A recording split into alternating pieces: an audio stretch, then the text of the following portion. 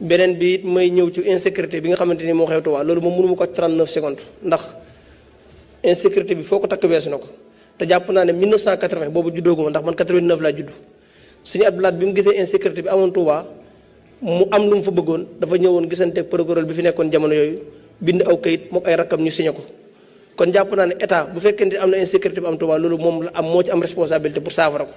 te gëm naa ne comme ni ko Cheikh Mahamadul Muntaxa doon waxee jamono yële càll gannaaw mooy civil mënta yaram moroomu civilam Touba la fa xew kenn mënu ko accepter te kenn mënu ko d'accord kon jàpp naa état war naa jël ay responsabilités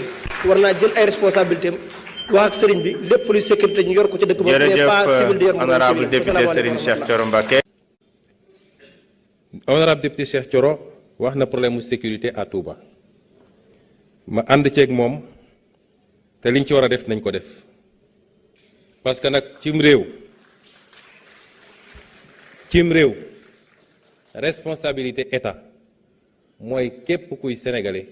ñu assurer la sécurité te état warul toog ba seetaan ba ay civil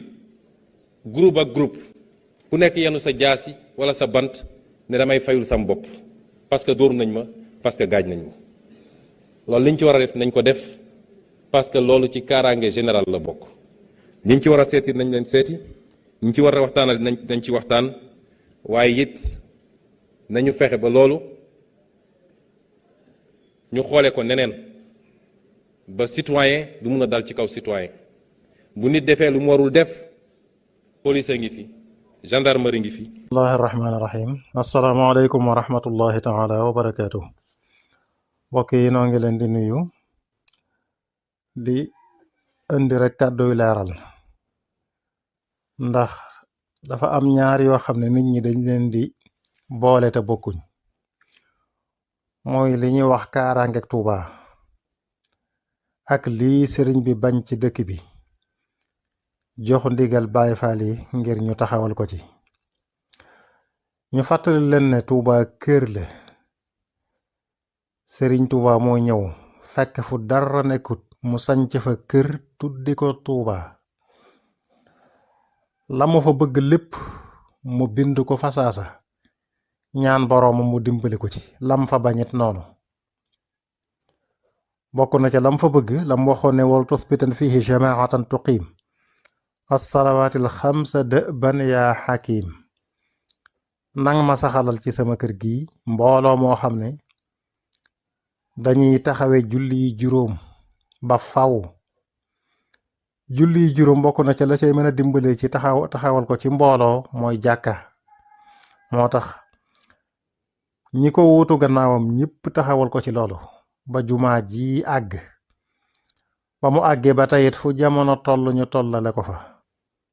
loolu andi naal yi ci Cheikh Muntaqa naalaat muy naalu yees yi lam fa bañit mu bind ko noonu ba tey ñaan boroomam mu dimbali ko ci wal taxmi daari anil fujuri wal fisqi wal baatili fi duhuri nanga ma aaral sama kër gi daari la wax Tuuba kër la nang ma ko aaral ci lépp loo xam ne diine lislaam rafetlu wu ko loola it ñu taxawal ko ci nañ ko taxawalan ca lee mu bëgg nañ ko ci taxawale woon moo tax Cheikh Abdou Lahad mu baax ma indi tere yooyu mu fi tere woon tuddal ko boppam te am na ci yoo xam ne lu waa réew mi terewu ko waaye sañ na ko bañ ci këram nag ñam bokkaloon kër gi jamono yooyu yëpp bokk ak ñoom Sëñ Tuubaa